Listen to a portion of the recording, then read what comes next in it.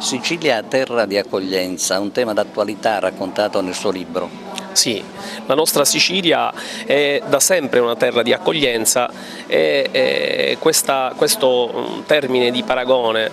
l'ho voluto sottolineare col mio libro. Io ho scritto un saggio storico sull'esodo istriano, Giuliano e Dalmata in Sicilia, in controtendenza con quello che è successo in tutto il territorio nazionale dopo che, a conclusione del secondo conflitto mondiale e dopo il 10 febbraio del 1947, gli italiani che hanno optato di rientrare in Italia, e sono stati tantissimi, più di 250.000, sono stati distribuiti per volontà del Ministero dell'Interno e su indicazione delle prefetture, dopo aver individuato 109 campi profughi in tutta Italia. 2 di questi erano in Sicilia. È un libro interessante, parla delle foibe, parla di quella fuga di tanti italiani dall'Istria e dalla Dalmazia e poi venuti in Italia e anche a Termini Imerese. Il libro è molto interessante ed è buono, ma devo dire che il caffè letterario si sta dimostrando, rivolto specialmente agli studenti, un fatto nuovo per Agrigento, cioè gli studenti vengono, seguono, pigliano appunti e poi magari ne discutono o in classe o fuori dalle loro classi,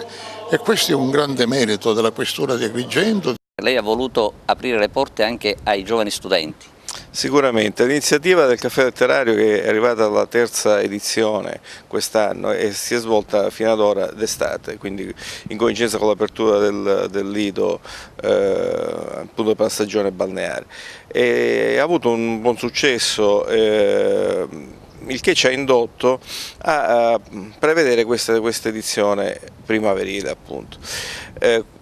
Considerato che le scuole sono aperte e considerato che la Polizia di Stato da anni, nell'ambito delle sue iniziative di prossimità, così li chiamiamo cosiddette di prossimità, cioè, che significa la Polizia vuole aprirsi alla società, si apre alla società, e quindi in questo ambito svolgiamo tutta una serie di attività di presenza nelle scuole, negli ambiti della società civile, nei circoli. Abbiamo quindi ritenuto intanto di replicare questo successo che abbiamo avuto nel caffè letterario,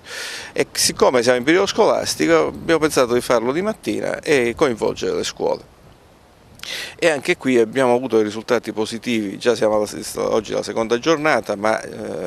possiamo dire che c'è stata una partecipazione di studenti di classi di scuole superiori molto attente, molto partecipi, e quindi siamo molto contenti dei risultati. Arrivarono le navi,